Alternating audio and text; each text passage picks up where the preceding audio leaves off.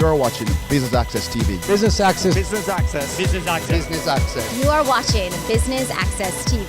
Business Access TV. Serious about business. Serious about business.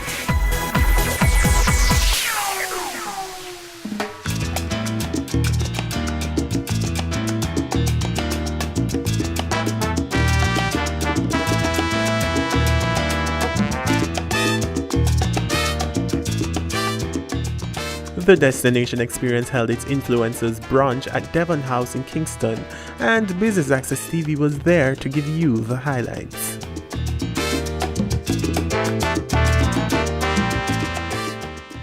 The distinguished guests who have come to give value to the Destination Experience that Kirk so skillfully has crafted, and the other partners have participated so well with so far.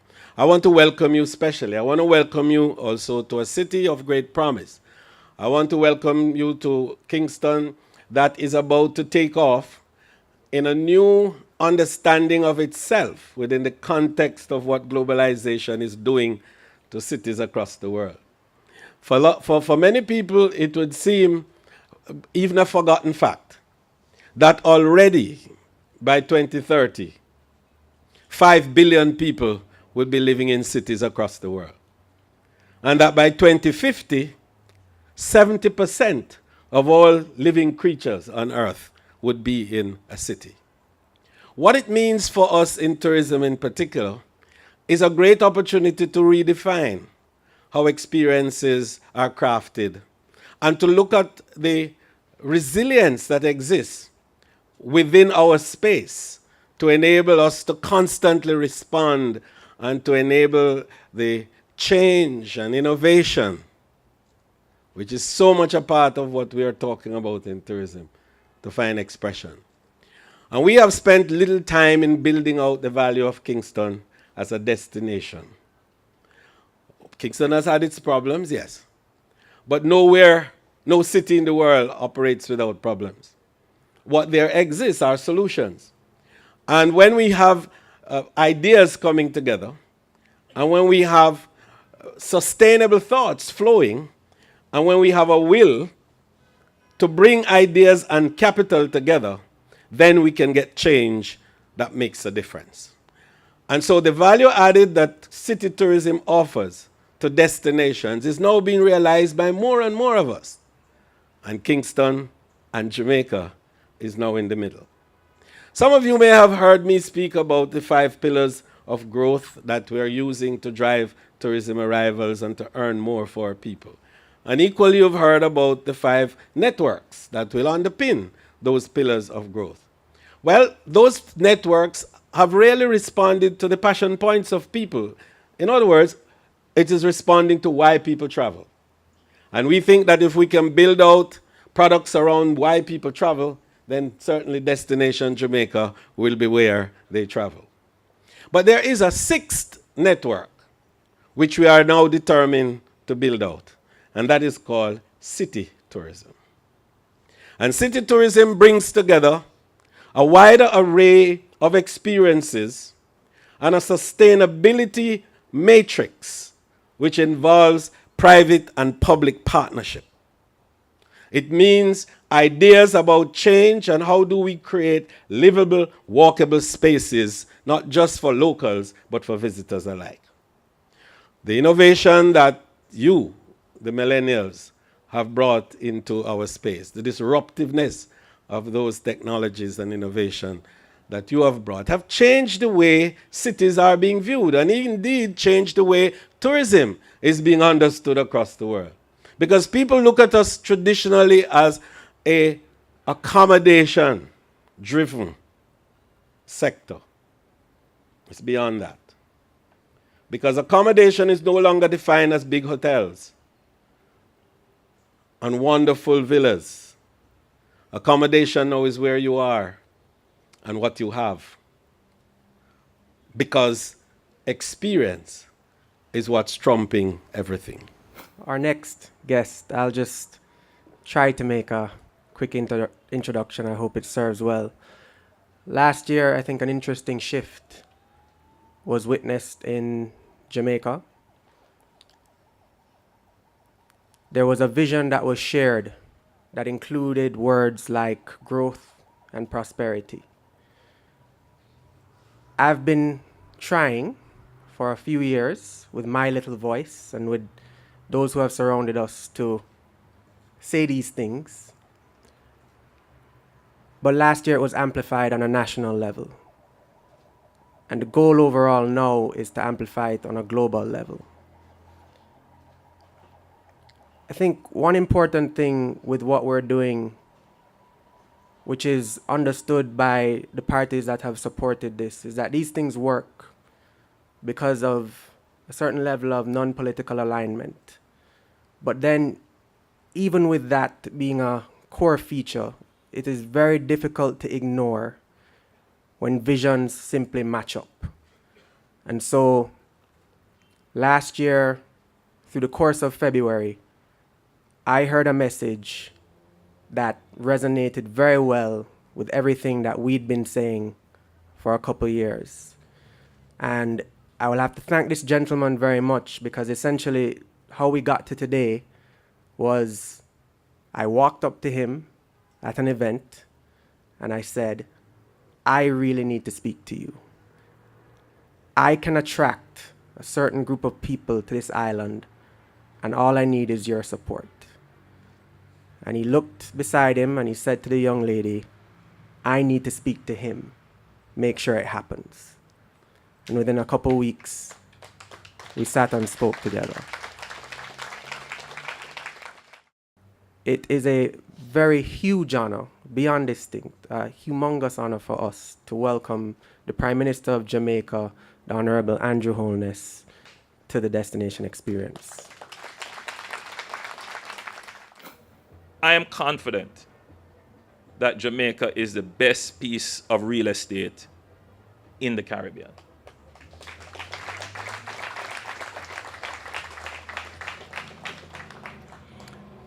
You know, a part of my job is the ceremonial, to move around, to meet the heads of state, to attend the various functions. I have been going around the Caribbean, and I've been looking at what other countries have achieved. And, let's face it, other countries in the Caribbean are moving rapidly ahead of Jamaica. They are managing to achieve a better quality of life for their citizens, certainly as it relates to law and order, infrastructure development. They're moving rapidly ahead. But there's just something that even when you talk to people in those countries, they say, boy, I just love Jamaica. I just want to be in Jamaica. And the truth is, there is also a sense of disappointment. How come you guys haven't done what you're supposed to do? And especially if you go to the Eastern Caribbean and others, they will say, you were miles ahead of us 30, 20 years ago, but we have caught up and even passed you. Jamaica is the geographic center of the Caribbean. There's no question about that. But we should make Jamaica central in the Caribbean.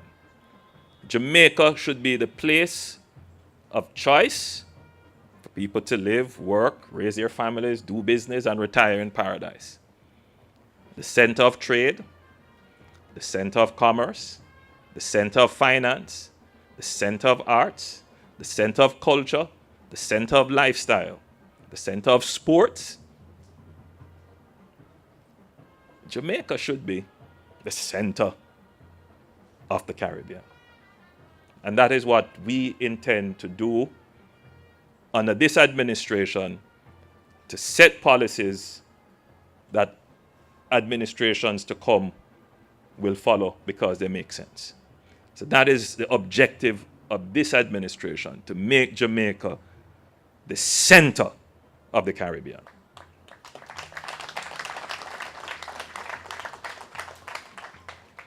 To do this, we recognize that we must ensure that the rule of law is never challenged.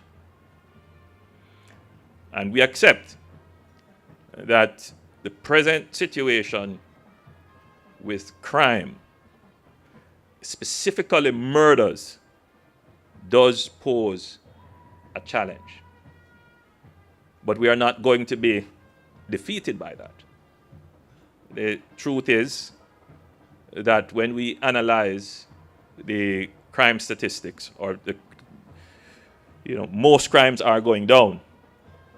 The one that is giving us the greatest challenge is murder, homicides. In the months to come, the government will be rolling out some policies that I'm certain will address the homicide rate. And we have put in place a plan to secure Jamaica. I can't go into all the details of the plan, obviously, because when we talk about national security, we don't give out all the details. But it's important that you are made aware that we are making the investments in national security assets to put us in a position to cut the flow of illegal weapons into the island, to limit the movement and activities of gangs, to be able to intercept criminals in the act, and to create a real deterrent. All of that is being done in addition to putting in place a new national security architecture that will better integrate all the crime-fighting resources, which are not all in the Ministry of National Security. In fact, the truth is that we have significant crime-fighting capabilities, but they are dispersed all over. You have some in customs, you have some in the Ministry of Finance, you have some in Transport and Works. We have appointed a national security advisor whose job it is to bring together all the national security assets to fight crime. As listening to many of the speakers, I realized that there were certain common thought relating to dreams. What's the first thing we have to do when we have a dream? We have to wake up.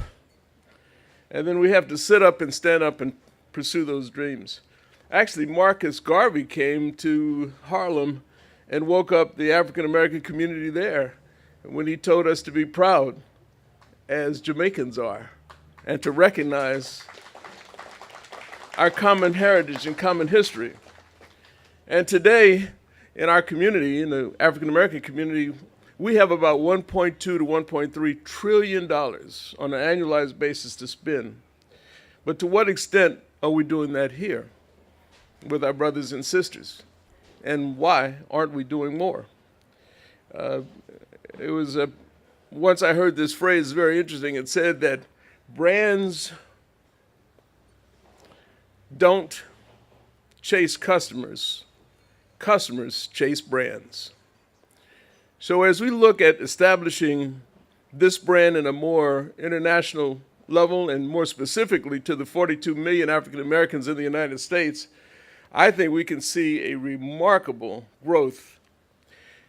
Being innovative was another word that I heard. President Barack Obama placed me on the National Advisory Council for Innovation and Entrepreneurship. I served with the Secretary of Commerce, Steve Case, the founder of AOL, and another 26 individuals, only 2 blacks, myself and the dean at Howard Business School. And there we discussed the considerations to bring more jobs into the United States through innovation. And what I determined in listening carefully was many of the people who were there were presidents of large universities, not African American universities, but large universities. And Mr. Prime Minister, when you talk about what is the pathway to prosperity, I think we all will agree it's education. That the stronger we educate our folks, the better off they will be. But how interesting is it when you look at some of the most successful innovators and you realize that most of them started in the garage of their homes.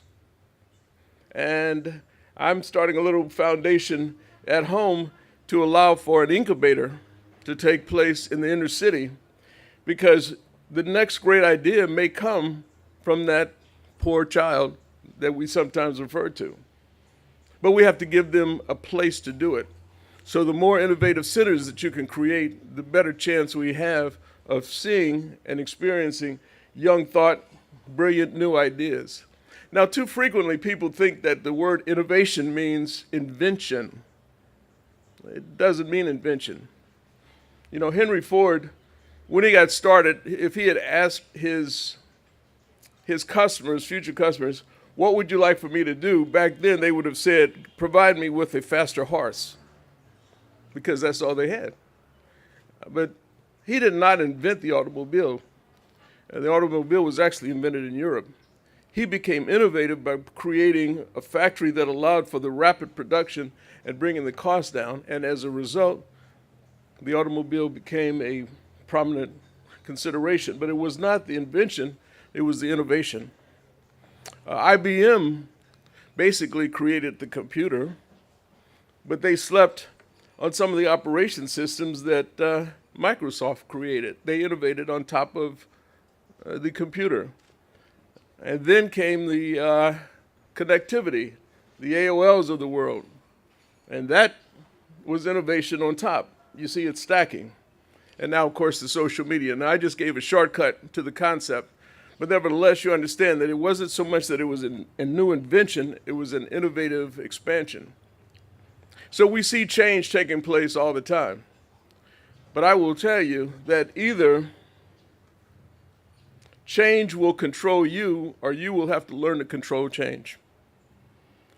I think that we have a great opportunity to expand our minds by just doing things like eliminating the fear of failure. Mr. Prime Minister, you mentioned the word fear, and I heard that some other times. Well, I respectfully submit that there's no such thing as fear, because fear is just a mental construct. It's not one of these trees. It's not the leaves. It's not the grass. When you were born without fear. And entrepreneurs and capitalists have to consider that we have to be free of fear, especially this term, fear of failure. Second word, failure. Every day when you wake up, you're given 86,400 seconds. For those math majors, that's 24 hours. And the moment you think of the moment, it's already gone. So therefore, we have to live every moment to its fullest extent.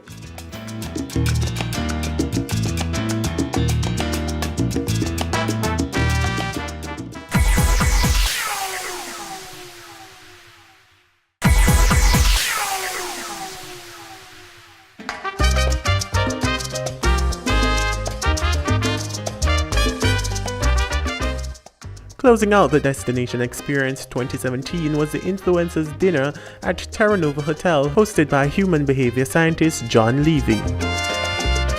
I'm truly inspired by the work that Kirk Anthony Hamilton is doing with the Destination Experience. The people of Jamaica are some of the warmest I've come across, and I've traveled around the world. And if I can offer some insights and support that'll make a difference, it's my privilege. You spoke about the science of influence. How would you say this would impact Jamaica overall? I think it's critical to understand what causes people to make their decisions, what it is that has people appeal to their emotions. And when a community can understand how to come together and how to leverage that knowledge, you can make a huge impact. It can be on the level of a community or even on the level of the entire planet. Can you compare last year to this year? I think that the interesting difference is that as this event grows in status, it keeps pulling in people at a higher level of business. And as a byproduct, the community gets stronger and the benefit to Jamaica. So it was absolutely incredible getting to be here when the Prime Minister spoke, understanding the vision for Jamaica, and getting to rub elbows with some of the top business people and minds in the country. I think this event is awesome. It has taught me so much that I can take back to my company and also my fellow JPs and teach them how to communicate and to have a good relationship with their co-workers. What are some of the things that you'd say specifically that will benefit your company in the long run that you've taken from this event? I think the influence is peaking this afternoon at Terra Nova, at Devon House. I think it shows you how to get across to your co-workers and how to incorporate the younger ones so that they can bring something to your organization and not just sticking to the ones that you know for many, many years. My expectations really were wide open to understand, what exactly is going on here. I've never been to Jamaica before this trip, and I was curious and I was excited, and it seemed to be a very interesting opportunity, to come down and understand what is going on here exactly. What do you think that people who attended the event should take away from this? My takeaway is that there's an extraordinary entrepreneurial presence here, and that seems to have been going on for some time, that is awakening right now, and the stories now are blossoming into these incredibly business successes that were one story after another that we were hearing at the conference that Kurt has organized, and I thought it was extraordinary. I think it's when you call it the Renaissance and whatever, it truly seems to me to be that, and it seems as it's a wealth of opportunity now to take that forward and take this dream, this vision that Kurt has had, that all of you have had, to have this here, to continue to expand and grow that and spread that through the the mythology or what have you of the country, to to basically institutionalize that into, wait a second, this is something that anybody who lives in this country can aspire to that. And that's a message, I think, that would be incredible. And I thought there's so many stories already that are just, that have actualized, that it seems to me to be an incredible opportunity right now that, can really take this into the next generation and so on and so forth. So I was certainly impressed. I was impressed with all the entrepreneurs that I heard. I was delighted to see when the speakers were speaking, the younger people in the audience were enthralled with what they were listening to, and I took pictures of some of those people, by the way, and I just think it's a huge success, and I think it's an incredible thing to be involved with going forward. And I know myself and my partners who came down here to see all of this are all like-minded too. We'd love to be part of this in some way, however it could be of help. The event has grown tremendously. One of the commitments that we make to our brand is that it must evolve every year. And so this year, for example, we launched something called the Visionary Summit, which is the first time that we've hosted it. We had about 20 international, speakers, along with some local ones as well. These are globally profiled individuals that all committed and came down to Jamaica and participated in what ended up being a wonderful summit. So definitely we had some incredible growth, and we evolved quite a bit in 2017. I think anyone who attended the event this year is now excited about the possibilities for Jamaica and the Caribbean. I think the message is very clear that business does happen here, things do happen here, and that there are trailblazers and influencers on our various islands, and there are incredible opportunities for people to be taking advantage of. And so from the last 2 days, I would say there's been an incredible energy.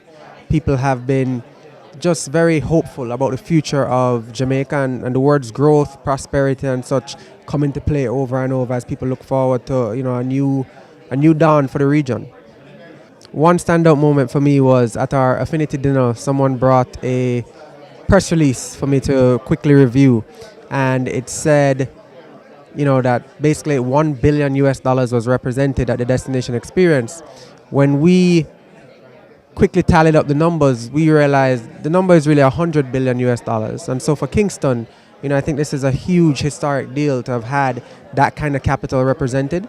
And for us, this is just about amplifying the message and getting that out to the world. As a young entrepreneur, being able to bring all these people together, this has been a beautiful experience for me. I'm a fan of many of the people that were here, but I think one of the most powerful moments for me was really hearing the Prime Minister of Jamaica endorse what we're doing and really say to people that, listen, this is a good thing and we need more of it.